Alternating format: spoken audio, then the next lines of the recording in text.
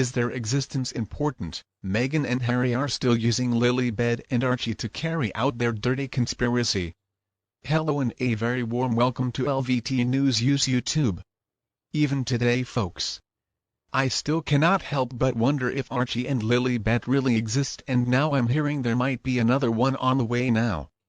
I don't really care about them, but still I'm very curious about this, and I understand that is really nobody's business because several other celebrities don't expose their kids to public photos or publicity. But then again, how many other celebrities out there make a big fuss in demanding titles for their children and recognition of his grandson's birthday from a king on the very day that he's being crowned?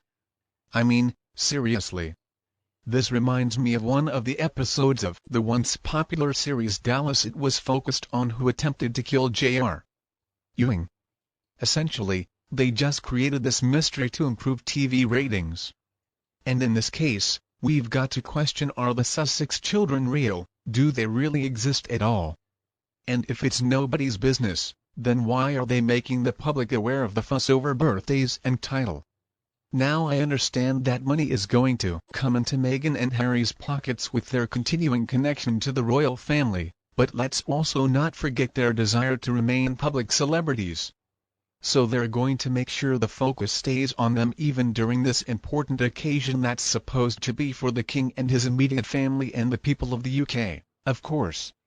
During the Oprah interview, Meghan and Harry made it crystal clear that they wanted out.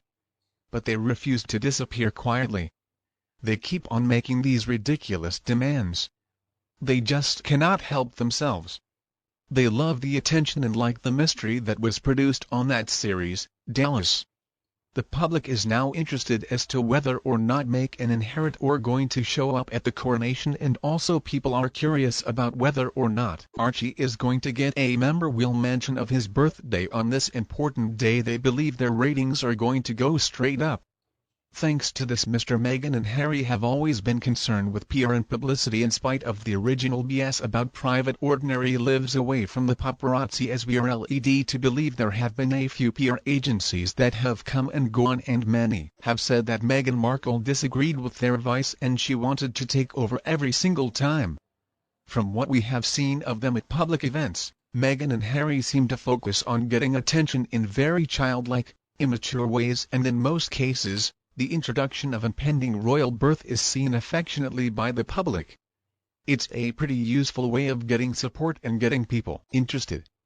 And then we heard about the supposed miscarriage, and it's probably going to draw support and sympathy. That is what they want. So in their view, the alleged birth of 2 children will be great PR. What is interesting though is if we are led to believe their income stream has come to a halt, that despite seemingly using every opportunity to make more money, they have never actually asked for big money for photos of the children and parents at home as many celebrities do, which they could have done at the height of public interest if they thought of it. And according to polls now, their credibility and their celebrity status are falling. So doing this photo shoot could actually be a great way for them to make some money, but they're not going to do it. The only thing they seem private about, or maybe evasive about, is these 2 supposed children. Everything else about their lives seems to be up for grabs for financial gain. So why not the children? They've already started in their mission to make money from the 2 kids. There is a post showing many photos of the kids and mentioning that these are appearing on Netflix.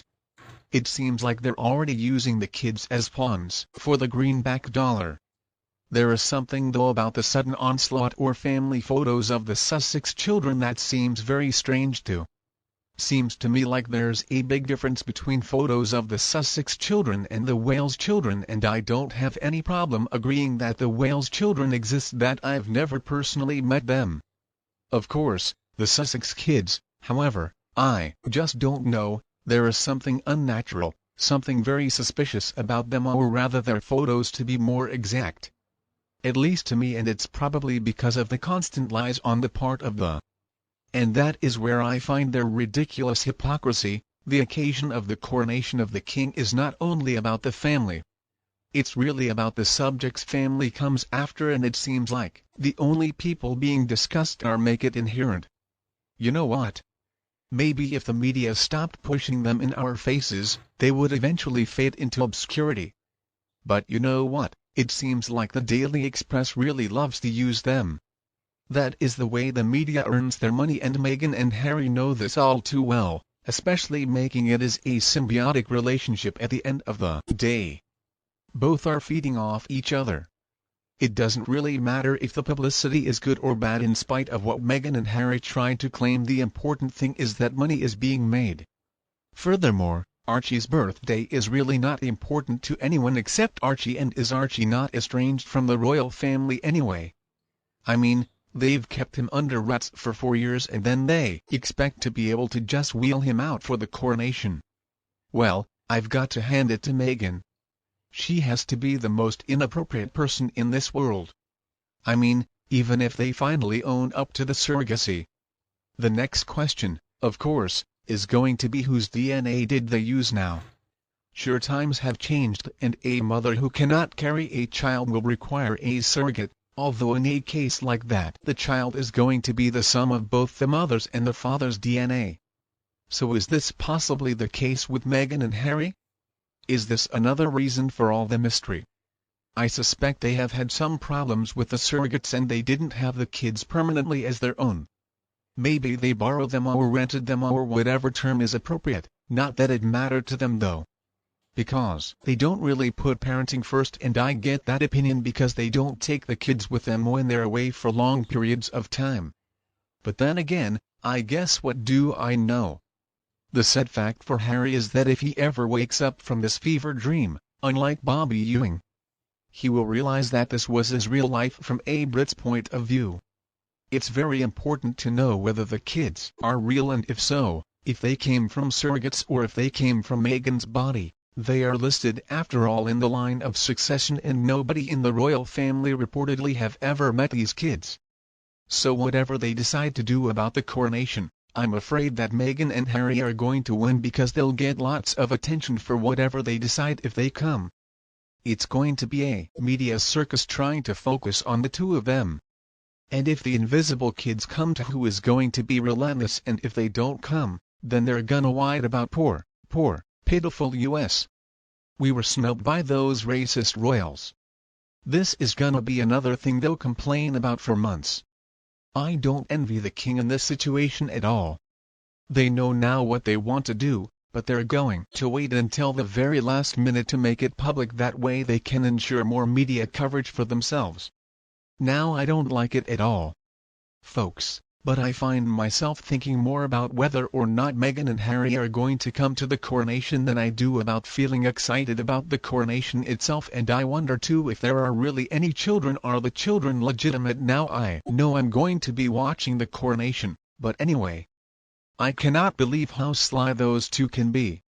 Sometimes they know how to play games that control people who don't even care about them. Perfect. And if I understand this correctly, once Prince Harry passes the title, it could pass to Archie, but there are not going to be any new titles for Lilibet. Archie's children, however, will not receive titles, and Lilibet's children won't either, just like most of the Queen's great-grandchildren don't have titles. Titles are passed on to the kids and grandkids of the monarch. King Charles is the reigning monarch, so his 2 sons have titles and his 5 grandkids too. But when Archie and Lilibet, if they're real, have children of their own, if they do, their kids are not going to be the grandkids of a monarch. William's children, however, will be the children of a monarch. So when William sees the throne, any kids they have will be his grandkids, and I wouldn't expect Archie or Lilibet to get new titles in the future. They, after all, are being raised in the US, and so they don't have a relationship with their family in the UK at all. And you, what do you think about these kids? Please tell me your opinion below in the comments section. If you think my video is helpful, don't be afraid to like and share with your friends and relatives who would enjoy it, and please subscribe to our LVT News channel to get more updates in the future. Thank you so much for watching. Goodbye, and I'll be back to see you